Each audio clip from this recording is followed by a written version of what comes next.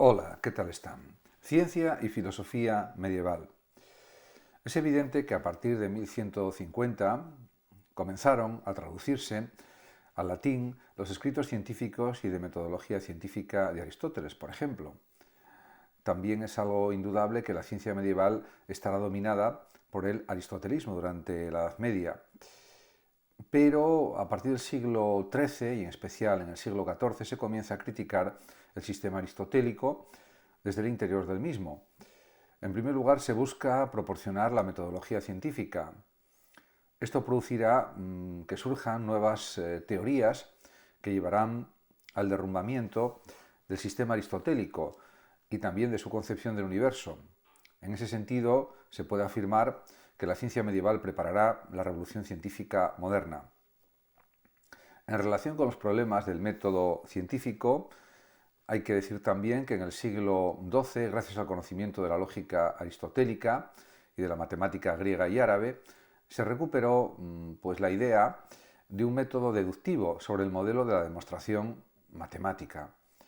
En ese sentido, surge el ideal de una explicación racional mediante la deducción a partir de primeros principios evidentes, y esto dominó en los filósofos y teólogos de esa época y también potenció y propició el desarrollo de las matemáticas, que hasta entonces se habían mantenido a un nivel práctico y especialmente muy elemental. De este modo se preparó el camino a la ciencia de los siglos XIII y XIV, una ciencia que pretenderá ser simultáneamente experimental e inductiva, y también a la vez matemática y racional.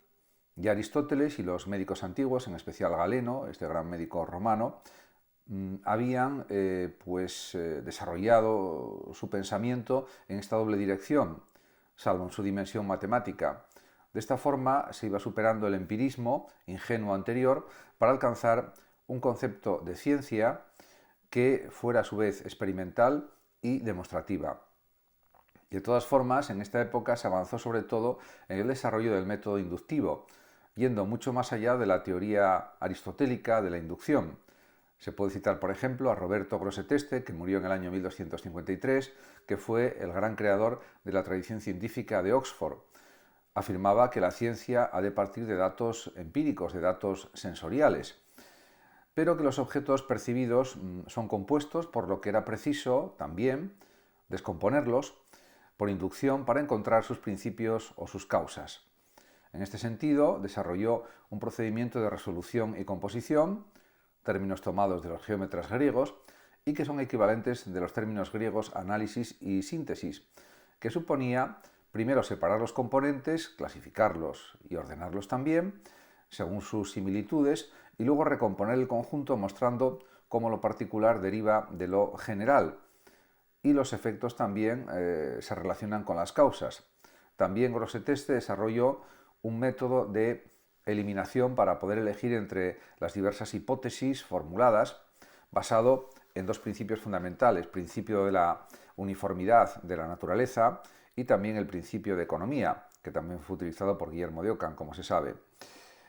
Rogerio Bacon, que murió en el año 1292, también de Oxford, continuó el desarrollo del método inductivo.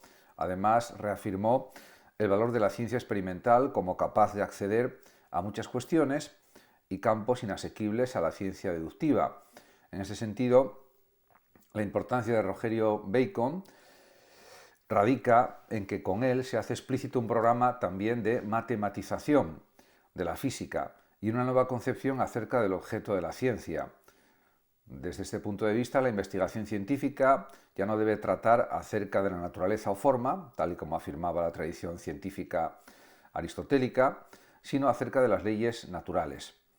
En la misma línea trabajaba la Escuela de Medicina de Padua desde comienzos del siglo XIV, inspirándose sobre todo en las obras de Galeno y Avicena, y dentro de una tradición aristotélico-averroísta. Ya Galeno había indicado incluso que los síntomas de una enfermedad son sólo signos y que por medio de la inducción, que es un método experiencial o un método de experiencia, había que remontarse a las causas de la enfermedad. La Escuela de Padua también desarrolló un método de resolución y composición solo en parte semejante al de Grosseteste. En primer lugar, se descomponía un hecho, por ejemplo una enfermedad, en sus elementos más simples, después se formulaba una hipótesis causal que permitiera explicar por deducción los hechos observados, y finalmente se procedía a comprobar la hipótesis por medio de experimentos. Este método de los médicos de Padua inspirará a Galileo también su propio método científico. También Guillermo de Ockham hizo grandes aportaciones o aportaciones interesantes al método científico, al no aceptar sino el conocimiento intuitivo, que trata exclusivamente acerca de individuos existentes, y al rechazar también Ockham las esencias o naturalezas de la teología y filosofía escolásticas. La ciencia real para Ockham no puede tratar sino acerca de individuos o acontecimientos, cosas concretas en definitiva. En ese aspecto, su eliminación de la causalidad final supuso también una ruptura fundamental con formas de explicación más características de la física aristotélica. Igualmente contundente fue su crítica de los conceptos aristotélicos de sustancia y causa. Para Guillermo de Ockham no hay sino secuencias de hechos, sin que se pueda afirmar que son debidos a la sustancia de cosa alguna, y sin que se pueda establecer entre ellos tampoco una conexión causal necesaria y cierta. En cuanto a otras nuevas concepciones científicas, pues hay que decir que la revolución metodológica afectó a los contenidos mismos de la ciencia. Algunos temas dejaron de ser considerados como científicos, también muchas explicaciones fueron abandonadas como irrelevantes o como contrarias al principio de economía, y también muchas teorías sufrieron cambios o alteraciones fundamentales. Además, como señala Crombie, este historiador de la ciencia, mucho del talante de la física del siglo XIV es resultado de la aplicación renovada del pensamiento más abstracto de Platón y de los atomistas. El mismo Crombie sistematiza así las principales novedades de esta física respecto a la física aristotélica. En primer lugar, en relación con la materia y el espacio, Aristóteles, por ejemplo, había negado la existencia de los átomos, el vacío, la infinitud del mundo y la pluralidad de los mundos, así como la posibilidad de que el espacio existiera separado de los cuerpos. El cosmos era para él un plenum en el que la Tierra ocupaba el centro, era un geocentrismo, y había respecto a ella posiciones fijas e inamovibles. También hay que decir que un seguidor de Ockham, que fue Nicolas d'Autrecourt, que murió en el año 1350, abandonó decididamente las formas sustanciales aristotélicas y aceptó, por ejemplo, el atomismo. Además, fue uno de los pocos que afirmó la existencia del vacío. Por su parte, Ockham admitió también la posibilidad de una pluralidad de mundos, como consecuencia de la omnipotencia divina, que implica la relatividad de las determinaciones espaciales del universo. No hay, por tanto, un centro fijo, ni límites, arriba y abajo, etc., fijos en el espacio. Por tanto, también admitió que el tamaño del universo podía crecer. Dios puede crear una nueva materia que añadir a la existente, y que, por tanto, era potencialmente infinito el universo, pensaba Ockham. En relación con el problema de la gravitación universal, comienza a plantearse, al discutirse la tesis aristotélica del movimiento natural hacia el propio lugar natural. Pero Rogerio Bacon formula una verdadera teoría de campo. El lugar natural ejerce para él una causalidad eficiente por medio de una fuerza inmaterial que procede de los astros y lo llena todo. En cuanto a la dinámica celeste y terrestre, según Aristóteles, los movimientos no naturales, por ejemplo, el de una piedra en dirección distinta que la del centro de la Tierra, suponen la actuación de un agente extrínseco que debe mantener en contacto o que se debe mantener en contacto con el móvil.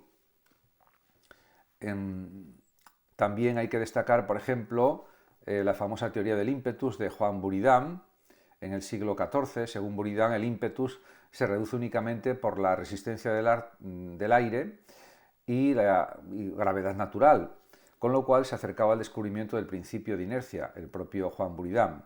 Además, Buridan explicaba la aceleración en la caída libre, fenómeno inexplicable según los principios aristotélicos, suponiendo que la caída añadía ímpetus sucesivos al móvil. También hay que decir que en astronomía hay que citar a Nicolás de Oresme, que murió en 1382, que fue quien se adelantó a Copérnico al formular, solo como suposición, como hipótesis, que el movimiento de rotación de la Tierra, lo cual implicaba también negar la fijeza de las determinaciones espaciales del universo, era algo verdadero.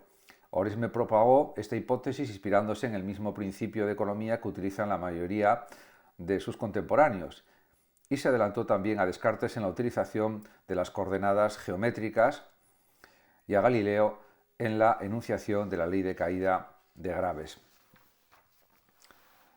Se puede decir que el problema clave de la filosofía medieval es el de la relación entre la razón y la fe.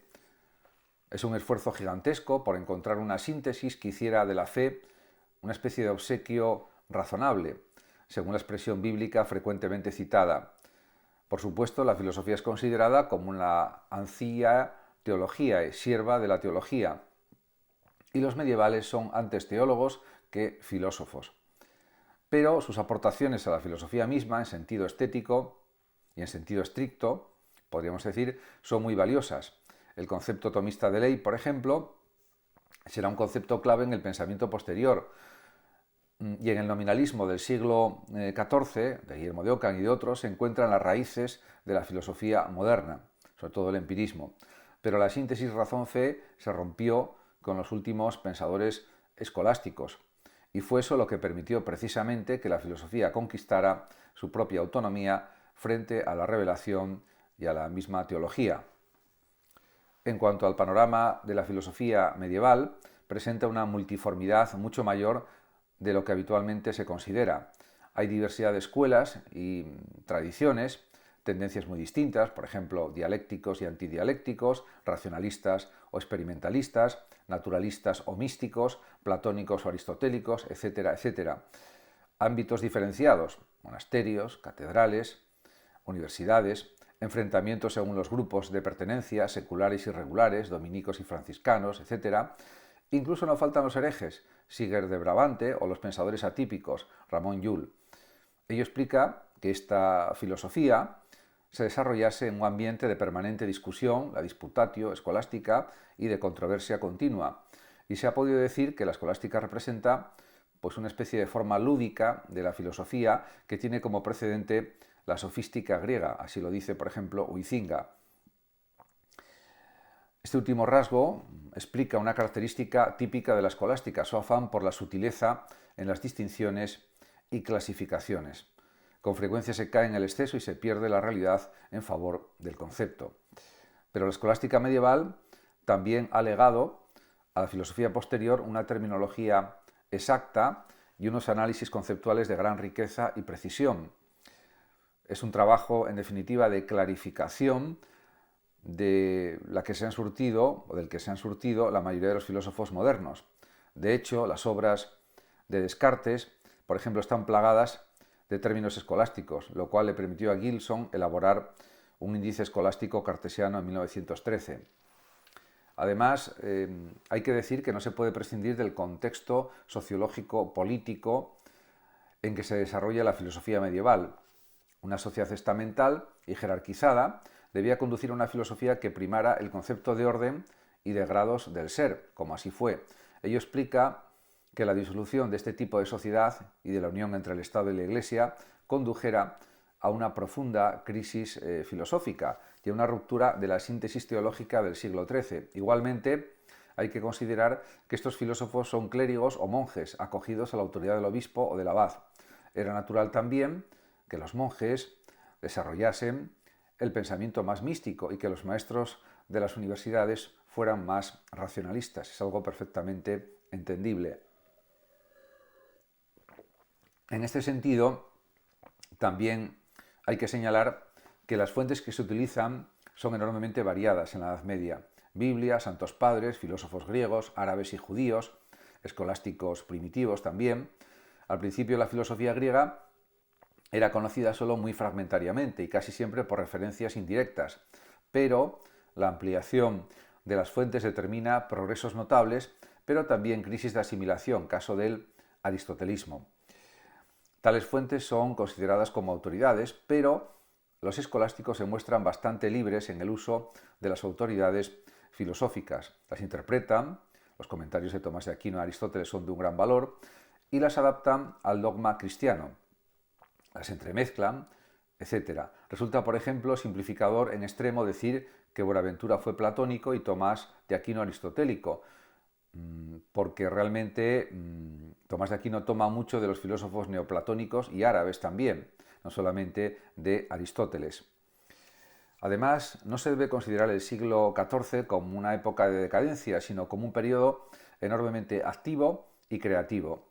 En él se realiza una ruptura importante con la tradición filosófica griega, hay una superación del intelectualismo, nominalismo que niega las esencias y da la prioridad a lo particular, a lo contingente, al individuo, la intuición en definitiva como medio privilegiado de conocimiento. Ello hace que la filosofía moderna se encuentre en mucha mayor continuidad con la medieval de lo que podría parecer en un primer análisis, sobre todo a partir de los siglos XIV-XV. No solamente Descartes debe mucho a la escolástica, también Spinoza y Leibniz, y el empirismo inglés enlaza con la tradición experimentalista de Oxford y el nominalismo de Ockham. Por otro lado, el enorme caudal conceptual creado por la escolástica medieval permite siempre hallazgos notables a todos los filósofos. Tal es el caso del concepto de intencionalidad recuperado por Brentano y también por Husserl, y que es una parte importante de la fenomenología y del existencialismo. Muchas gracias a todos por su atención y hasta siempre.